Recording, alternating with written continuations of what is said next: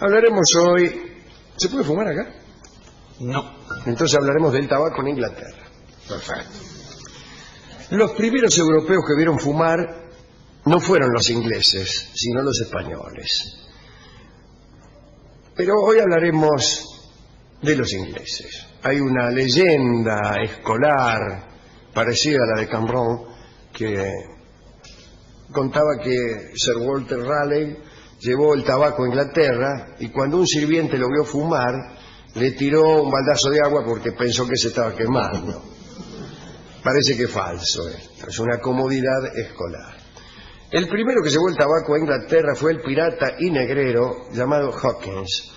Este pirata observó que los indios de la Florida fumaban y él mismo y sus hombres adoptaron la costumbre allá por el año 1562. Algunos años más tarde fue Francis Drake el que conoció este hábito y lo llevó a Inglaterra.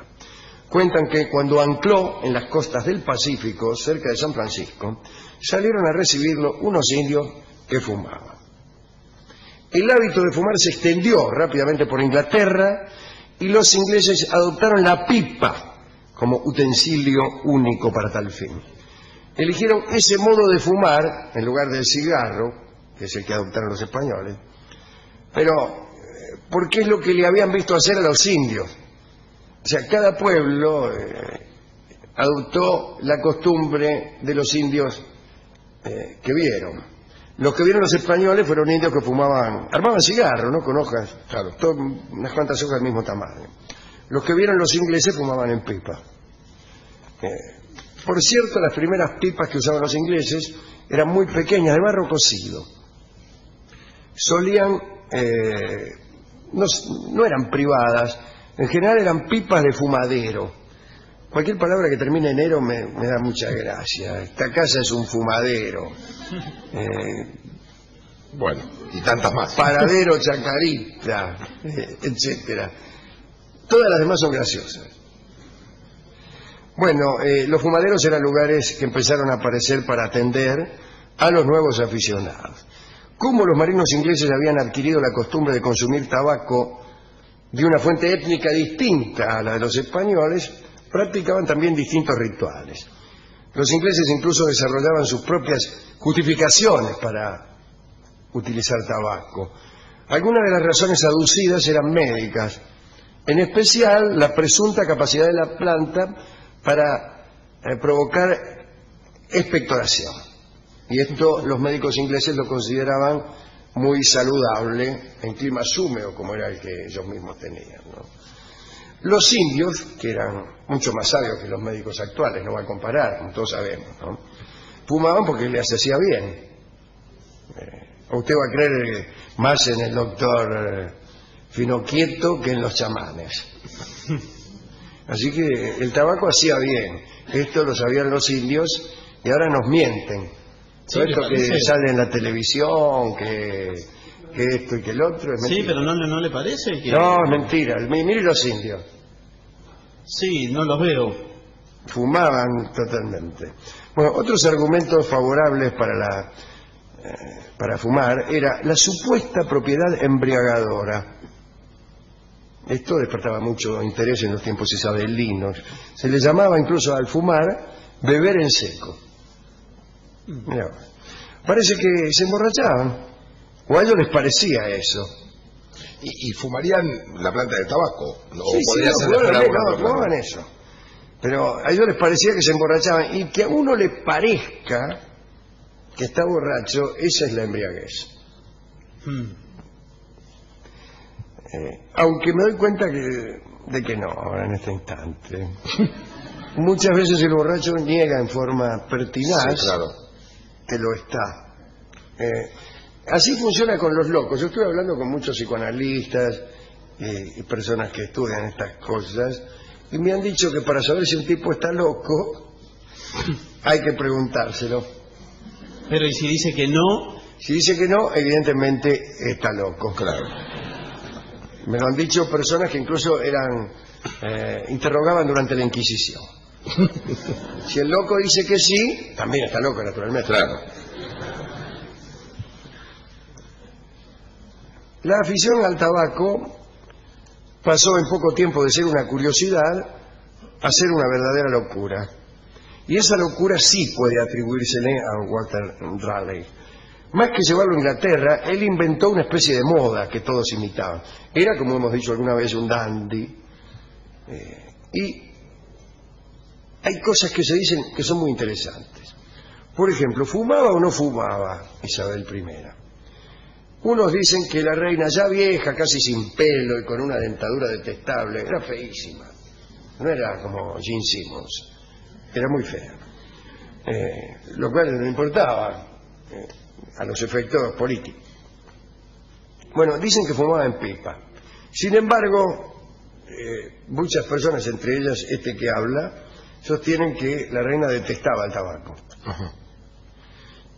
Y el tabaco Virginia se llama tabaco Virginia por la reina Isabel I, como usted sabe, reina virgen, y el territorio de Virginia en los Estados Unidos fue nombrado así en honor a la reina, justamente por Raleigh, que era un poco una especie de novio ahí que tenía.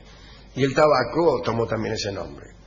¿Por qué si la reina detestaba el tabaco? Entonces ya los otros, a lo mejor no detestaba el tabaco, y es cierto lo que decía el otro señor, que dijo que vieja sin pelo y sin dientes fumaba en pipa, que era lo único que le faltaba.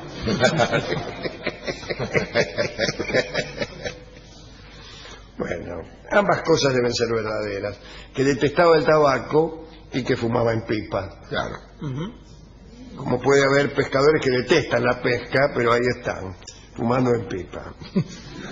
De todos modos, Raleigh fue novio de Isabel, siempre contamos la misma anécdota, que es esta. Isabel va a cruzar un charco y Raleigh se saca el capote y lo pone, establece una especie de puente de Casimir sobre el cual Isabel se deslizó cómodamente. Los rituales de los que hablábamos para el fumar en Inglaterra.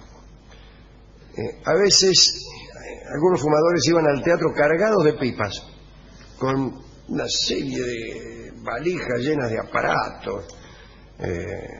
Eran tantos los accesorios que, por ejemplo, una caja, una pipa, un cuchillo, las tenazas, pisones, yesqueros, etc.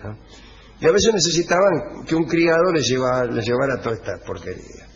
El hecho de sacar humo por la boca no les parecía suficiente y lo embellecieron a través de una serie de gestos y mímicas hasta convertirlo, en esto Raleigh fue el ejemplo, en un juego de salón.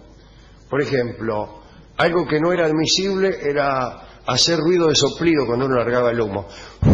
Esto era propio de un grasa. Se esperaba que los fumadores realizaran también una serie de trucos mundanos, ¿no? Incluidas contorsiones faciales, para expeler el humo en nubes de cuidada forma. Ajá. Disculpen ustedes, lo que se llaman las volutas. Claro. Sin ánimo de ofender a nadie. Dice el cronista, no sé qué cronista, el cronista fantasma, que era uno que daba datos en las carreras de Palermo. Dice el cronista que Christopher Marlowe y Ben Jonson eran excelentes formadores de maravillas de humo. Se juntaba gente para verlo fumar. Las pipas se encendían con una brasa que pasaba de fumador a fumador clavada en la punta de una farinera o de una espada. Solo había un obstáculo en la atracción que sentían los ingleses por el tabaco, y era el precio. Todavía no había plantaciones en América y la producción llegaba exclusivamente del comercio con otras potencias, o del saqueo también, o del contrabando. Se fumaba en pipas llamadas de elfo o de hada, a causa de su tamaño diminuto, y casi todos los hombres influyentes tenían algún contrabandista amigo que les traía tabaco. Pero había falsificaciones. La mayor parte del tabaco que se fumaba era una mezcla pestosa que, según Johnson, tenía olor a vino avinagrado y a ropa interior sucia. Ah, delicia. Qué rico. Este tema de la adulteración de tabaco fue aprovechado por los puritanos, para quienes el cuerpo humano era el templo de Dios y no podía ser mancillado. Así que en 1602 se publicó el primer folleto inglés contra el tabaco. Decía: márchate de aquí, ídolo pagano, planta oscura. No te acerques a nuestras costas para alimentar a los caballeros de pocas luces con tu olor que ha sido enviado por el diablo, etc. Esta persecución contra el tabaco se intensificó cuando murió Isabel y pasó a gobernar Jacobo, que era, más que nada, era perseguidor de brujas, Jacobo, pero incluso él había publicó un tratado de demonología donde hablaba de adoradores de Satán, cómo conjurar demonios, etc.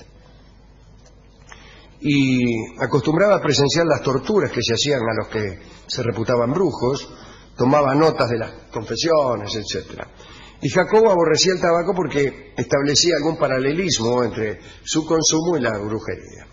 En verdad, las brujas usaban unas mezclas de beladona y belenio, unas plantas de la misma familia que el tabaco. De hecho, el tabaco recibió por mucho tiempo el nombre de belenio del Perú. Ahora bien, en cuanto fue coronado rey de Inglaterra, Jacobo emitió un documento en el que los fumadores recibían la misma pena que los adoradores de Satán.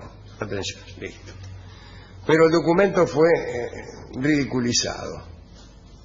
Cuando se dio cuenta de que su plan no daría resultado, recurrió a la única arma que tenía contra el tabaco: los impuestos. En el mismo año de la publicación del documento, Jacobo aumentó un 4000% los aranceles al tabaco, así que muchos ingleses debieron abandonar el vicio. Otros huyeron hacia América, nada más que para fumar barato.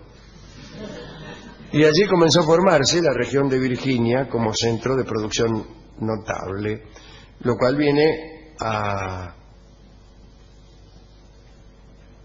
fantasmar la idea de que el tabaco Virginia se relacionaba con Isabel. Virginia se relaciona con Isabel.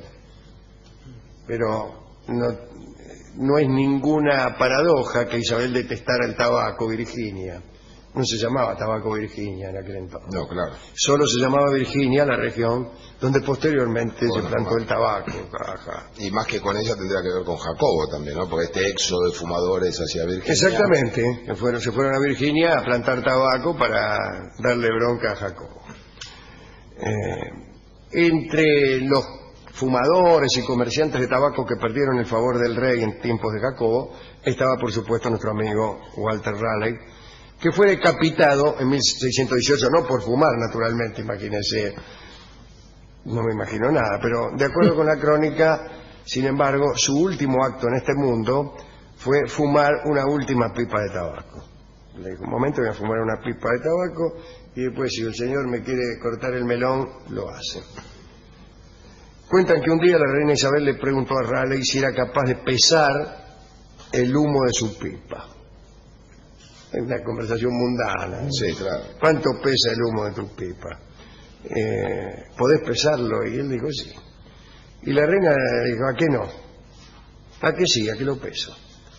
Y unos días después Raleigh le dijo a Isabel que el humo de su pipa pesaba 3.5 gramos.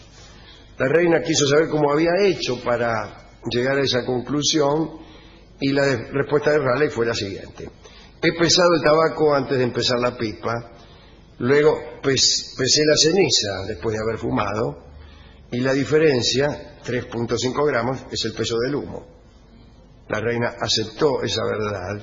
Extraordinario considerar esa diferencia entre algo que aún no ha sido quemado y sus cenizas como el peso del humo. Muchos físicos han tratado de pesar otras cosas todavía más difíciles de apreciar que el humo. Por ejemplo, ¿cómo pesar una neurosis? Muy sencillo. ¿Ah, sí? Se pesa primero a un neurótico, después se lo somete a un tratamiento psicoanalítico y una vez dado de alta se lo vuelve a pesar. Perfecto. Pesa La más. diferencia es el peso de la neurosis. Perfecto.